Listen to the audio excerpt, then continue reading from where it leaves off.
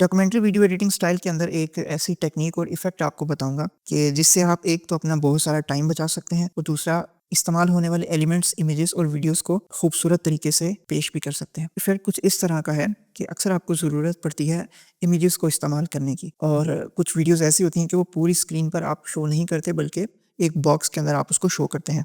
लेकिन आमतौर पर ज़्यादातर तस्वीर रेफरेंस जो इस्तेमाल करते हैं डॉक्यूमेंट्री वीडियो एडिटिंग स्टाइल के अंदर एक ऐसा इफेक्ट और ऐसी टेक्निक आपको बताऊंगा कि जिसको इस्तेमाल करके आप अपना एक तो बहुत ज़्यादा टाइम बचा सकते हैं और दूसरा ये कि आप अपने एलिमेंट के अंदर चाहे वो इमेज हो, वीडियो हो या फिर कोई और ग्राफिक हो उसके अंदर खूबसूरती ला सकते हैं। डॉक्यूमेंट्रीज में अक्सर आपने देखा होगा कि इमेजेस इस्तेमाल करते हैं, किसी आर्टिकल की इमेज हो गई, स्क्रीनशॉट हो गया या फिर किसी न्यूज़ का स्क्रीनशॉट हो गया। कुछ ऐसी इमेजेस होती हैं कि जो पूरी स्क्रीन पर दिखाने के बजाय आप एक बॉक्स के अंदर उसको दिखाते हैं। तो उसके लिए हम आमतौर पर क्या करते हैं कि एक शेप क्रिएट करते हैं।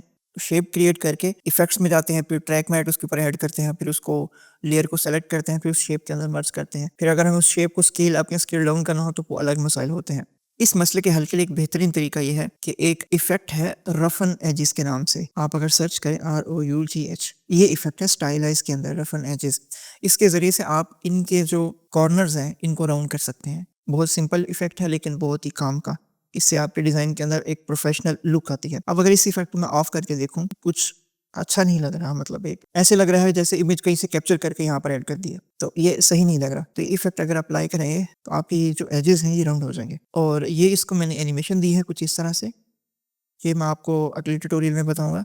लेकिन इस ट्यूटोरियल में हम इस इफ़ेक्ट को एक्सप्लोर करेंगे। तो इसको मैं डिसेबल कर देता हूँ इस लेयर को और यहाँ से मैं इसको दोबारा से ऐड कर लेता हूँ, कुछ इस तरह से। अब ये मेरे पास इमेज आ गई, इसके ऊपर मैं अप्लाई करूँगा रफ़ एंड एजेस। जैसे ही आप अप्लाई करेंगे तो आप ये देखें कि आपको ये जो एजेस हैं ये थोड़े से रफ़ नज़र आ रहे हैं। इसको मैं अगर थोड़ा-सा ज़ूम करके दिखाऊँ, कुछ इस तरह से। अब यहाँ पर कुछ सेटिंग्स है वो मैं आपको बताता हूँ कि सबसे पहले तो आपने बॉर्डर की जो वैल्यू है वो आपने थोड़ी-सी बढ़ा देनी है, कुछ इस तरह से। और एज शार्पनेस अगर आपने करनी है तो आप इसको 10 कर सकते हैं।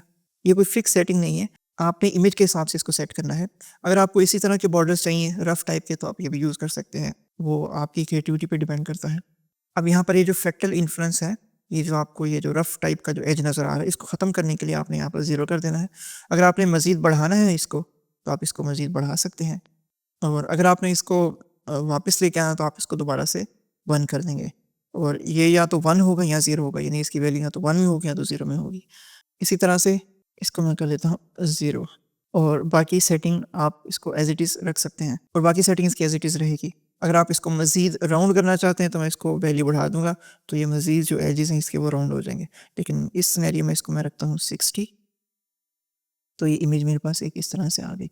अब इसके ऊपर आप ड्रॉप शैडो भी ऐड कर सकते हैं। ड्रॉप शैडो अगर आप ऐड करें तो इसके अंदर मज़ीद निखार आ जाएगा और इसके नीचे मैं एक कलर मेट ऐड कर देता हूँ। अब देखिए ये ड्रॉप शैडो है, इसको मैं थोड़ा-सा कर देता हूँ सॉफ्ट, डिस्टेंस थोड़ा-सा इसको बढ़ा देता हूँ और ओपेसिटी इसकी कम कर देंगे। अब देखें कि आपके पास कुछ इस तरह का ये फाइनल लुक आपके पास कुछ इस तरह की आ गई है। तो इसके पीछे आप ग्रिड टाइप का जो टेक्सचर है वो भी यूज़ कर सकते हैं। इसके ऊपर आप एडजस्टमेंट लेयर लगा के इसके ऊपर ब्लर इफ़ेक्ट, RGB इफ़ेक्ट भी ऐड कर सकते हैं। तो बहुत सारी चीज़ें करके आप एक प्रोफ़ेशनल टाइप का जो एक स्लाइड है वो आप बना सकते हैं। मिसाल के तौर पर मैंने यहाँ पर एक एडजस्टमेंट लेयर ऐड की है, उसके ऊपर मैंने कुछ इफ़ेक्ट्स अप्लाई किए हैं। एक तो कैमरा ब्लर है और दूसरा यहाँ पर कुछ कलर करेक्शन मैंने की हुई है। तो ये देखें बिल्कुल एक सिंपल व्हाइट बैकग्राउंड के ऊपर आपने एक इमेज को ऐड किया और उसके ऊपर रफन एजेस इफ़ेक्ट लगाकर ड्रॉप शैडो लगाया, कुछ कलर सेटिंग की और कुछ कलर एडजस्टमेंट की, तो आपके पास कुछ इस तरह की लुक फाइनल आ जाएगी। तो इस तरह से इन छोटी-छोटी चीज़ों से अपने डिज़ाइन को, अपनी डॉक्यूमेंट्री को आप प्रोफ़ेशनल बना सकते हैं।